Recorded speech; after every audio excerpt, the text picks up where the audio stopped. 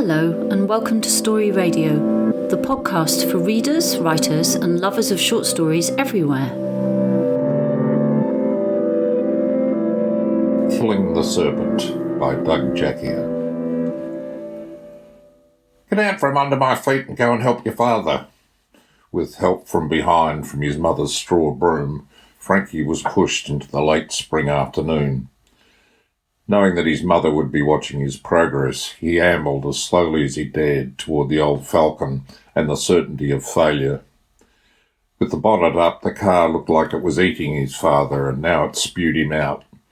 He let fly with a string of swear words before he noticed Frankie. "What do you want?" "Mum said I had to come and help you." His father was cornered in the game of going through the motions of teaching him, or risk Frankie's mum giving him a hard time.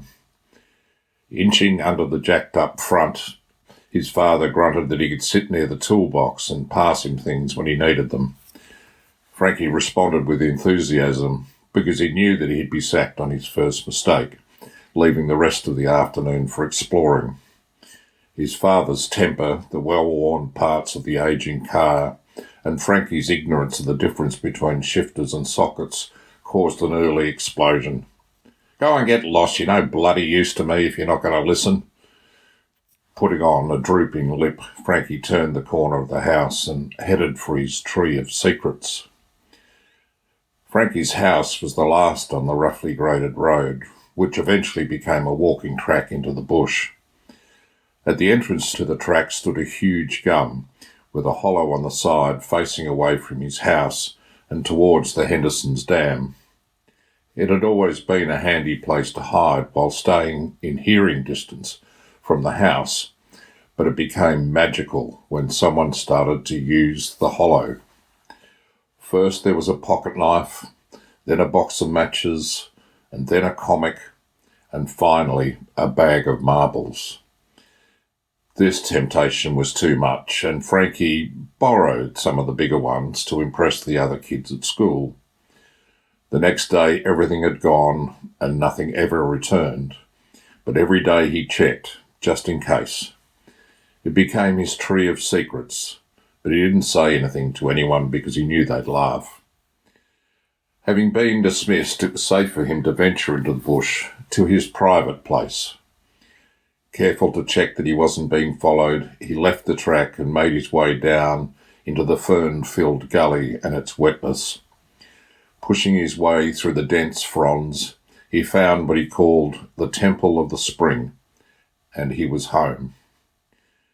He called this his temple because the temples in the Bible stories always seemed to be peaceful. His mum said you were supposed to be peaceful and quiet in church and Sunday school, but all he felt was cold. Here he could do no wrong. Starting from a small rise at the head of the gully was a spring, which seemed to come from nowhere and flowed like a twisted rope. Seated on a rotting fallen tree, Frankie sat in a trance and watched the flow and felt safe in a way he could never have explained to anyone. Frankie was having one of his favourite daydreams about the mistake at the hospital when he was a baby. His parents were arriving in their Rolls Royce to take him to their big mansion in the city when Frankie heard the roar of a real engine. It was the familiar rumble of the road grader cutting through the clay and rock. Each time the grader came, it deepened the banks at the sides, but the road only stayed smooth until the next heavy rains. Along the road were the sawmill, a couple of holiday shacks, some timber workers' houses like Frankie's, and the camp of the faithful.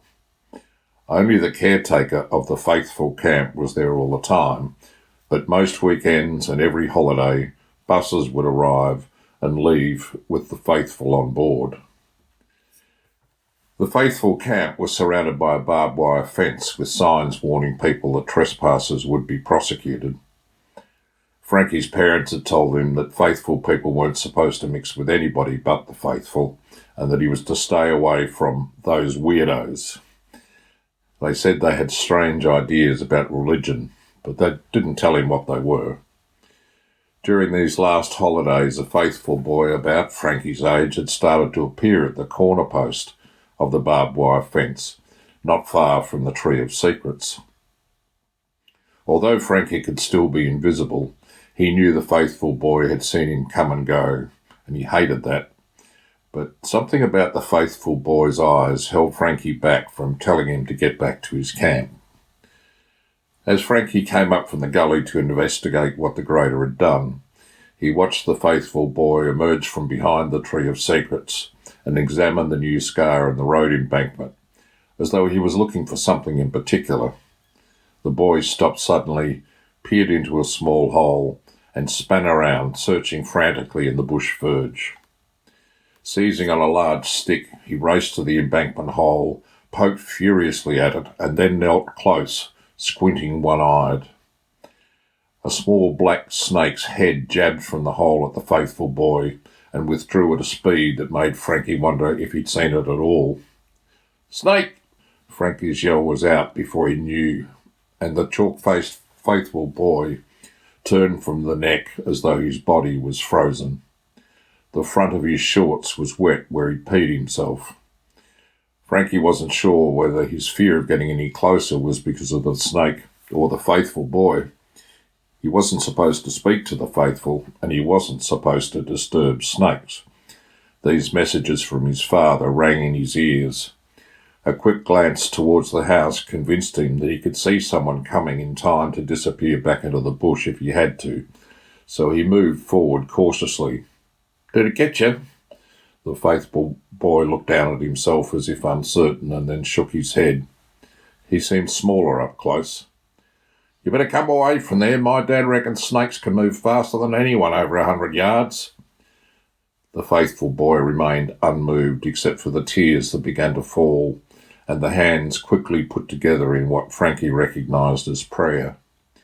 Frankie ran forward, yanked the boy roughly by the arm to the opposite side of the road, to the protection of the Tree of Secrets.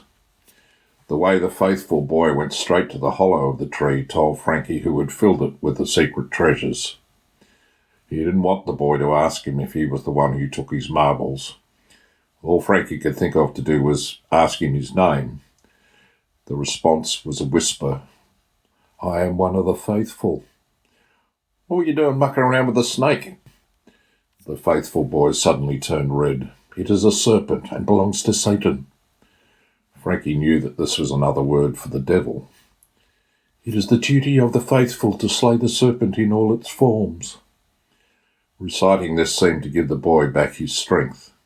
He stood up, moved quickly to the fallen stick, and began poking furiously at the hole in the embankment. Without thinking, Frankie followed him and was about to tell him to cut it out when his father roared behind them. "What are you two up to?" Strangled by fear, he turned to the faithful boy for support, but he was off running through the bush towards Henderson's Dam. "What the bloody hell was he poking at in that bloody hole?"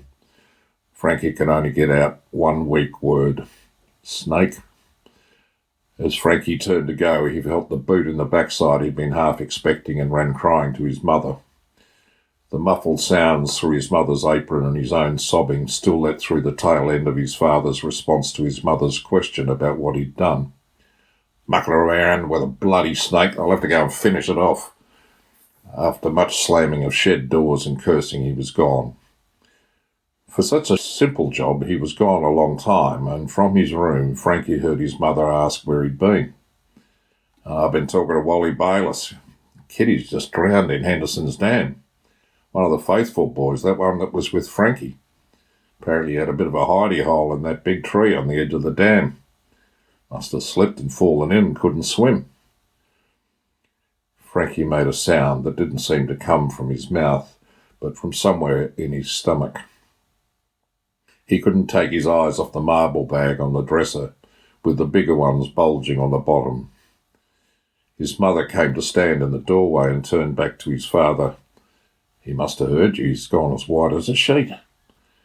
"Come in here, son." His father's voice had softened in a way he'd never heard before. Walking into the room, he saw his father pat his thigh and tell him to come and sit with his dad for a while. Frankie hesitated, and his parents looked at him helplessly. Death wasn't ever talked about in their house. He ran from the house to the gully and crashed into the temple of the spring and watched the water flow until he felt safe again. Then he knew where he needed to be and what he had to do. He raced back to the house, grabbed a bag of marbles and ran out again. At the embankment, he forced himself to pick up the headless snake his father had killed and walked to Henderson's dam. He stood on the edge of the dam and called out, "The serpent's dead now." He threw the dead snake into the water and threw all of the marbles in after it. "I'm sorry I took them."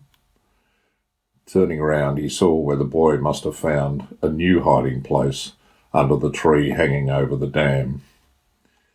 He curled up in there and started to cry like a baby. He was still there when his father found him and carried him home without a word.